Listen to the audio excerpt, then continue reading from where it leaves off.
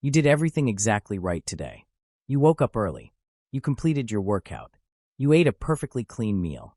You checked every box on your list. You should feel amazing right now. But you still feel absolutely miserable. You sit there at the end of the day feeling hollow. You feel exhausted and empty. You open your phone and start scrolling. You promise yourself it will only be 5 minutes. 2 hours later, you are still scrolling. The guilt washes over you. You ask yourself why you lack discipline. You wonder what is wrong with you. You compare yourself to people online who seem to have it all together. You tell yourself that tomorrow you will push harder. You will be more strict. You will be better. But pushing harder is exactly what got you into this trap. Your discipline is not broken. Your understanding of it is. Forcing more discipline on yourself right now is actually making things worse. It is the very reason you feel so stuck. I am going to show you why you feel this way. I will explain the exact psychological mechanism trapping you. You will finally understand why doing everything right feels so wrong. I want to tell you a story about a time I was perfectly disciplined. I lived like a monk for months. I never missed a single workout. My sleep schedule was flawless. I journaled every morning. I studied and worked with extreme focus. On paper, I was the ultimate success story. Everyone thought I had my life completely figured out. But behind closed doors, my reality was completely different.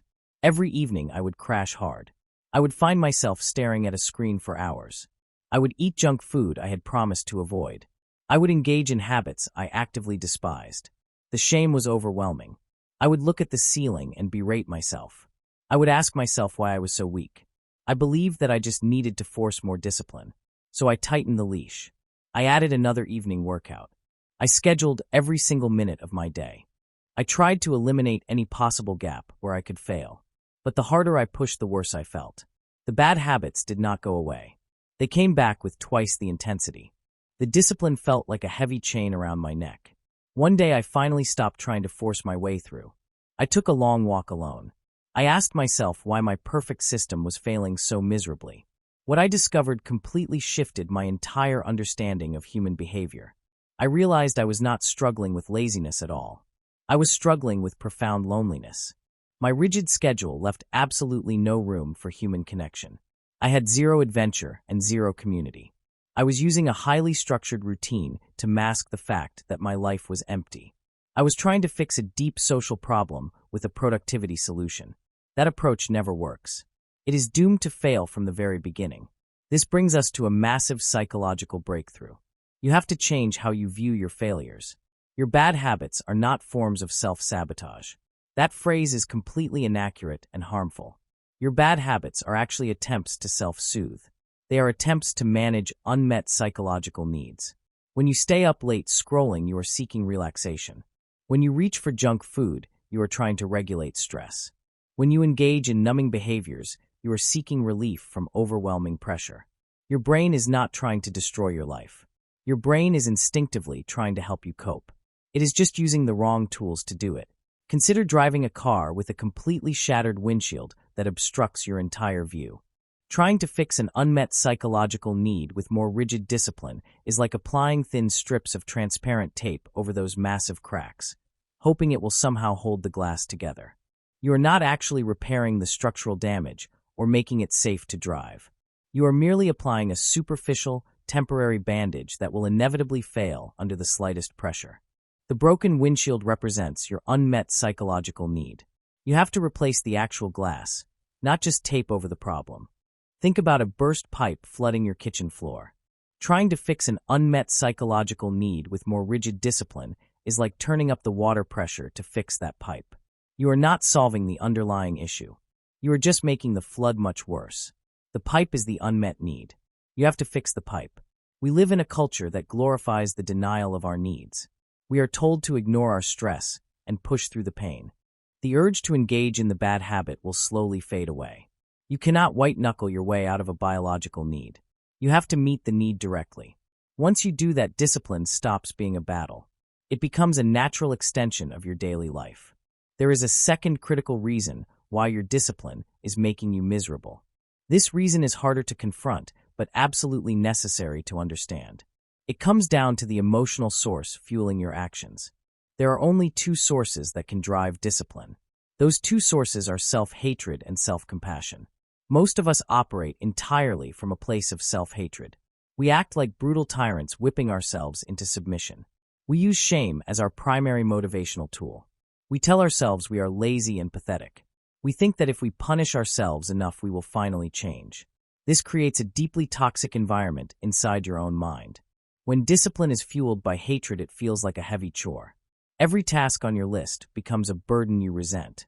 You might achieve your goals, but you will never feel satisfied. The tyrant in your head will always demand more. The goalposts will always move further away. You will constantly focus on what you lack. You will feel constricted and trapped by your own choices. You will only feel worthy of love if you achieve perfection. This mindset is entirely unsustainable. It leads directly to burnout and misery. The alternative is discipline fueled by self-compassion. I know that phrase can sound soft or ineffective to some people, but self-compassion is actually the most powerful driver of human behavior.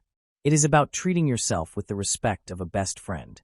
It is like a caring parent guiding a child they deeply love. The parent holds the child to high standards out of care. They do not use cruelty or shame to get results. Discipline rooted in self-compassion feels expansive and liberating. You do things because you genuinely want to improve your life.